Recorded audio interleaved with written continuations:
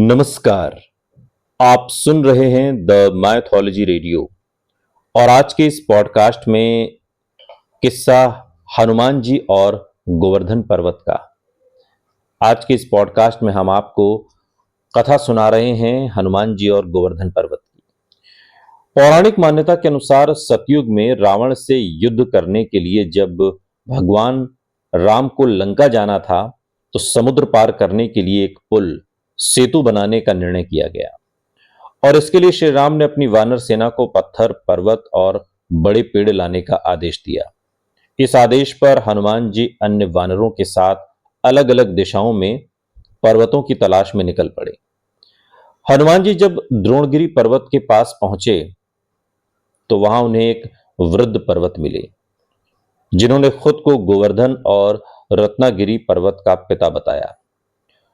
उन्होंने हनुमान जी से आग्रह किया कि उनके दोनों पुत्रों को श्री राम की सेवा में ले जाएं, लेकिन एक शर्त यह भी रखी कि जब श्री राम से मुलाकात हो तो उन्हें भी दर्शन कराएं।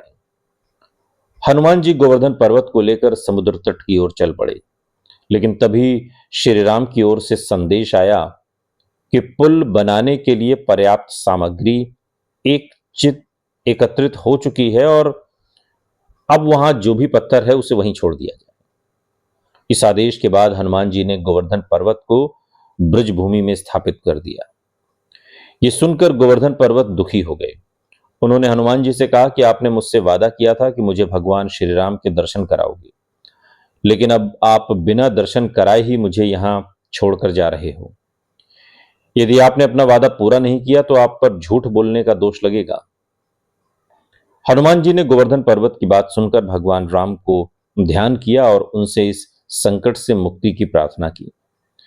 तब श्री राम ने हनुमान जी से कहा कि तुम चिंता मत करो, मैं द्वापर युग में श्री कृष्ण के रूप में अवतार लूंगा और स्वयं आकर गोवर्धन पर्वत की पूजा करूंगा। और हुआ भी ऐसा ही। द्वापर युग में जब भगवान श्री राम ने श्री कृष्ण के रूप में अवतार लिया तो उन्होंने गोवर्धन लीला रचाई।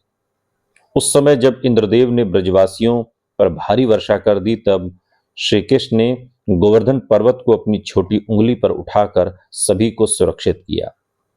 ये उसी वादे की पूर्ति थी जो हनुमान जी ने सतयुग में गोवर्धन पर्वत से किया था।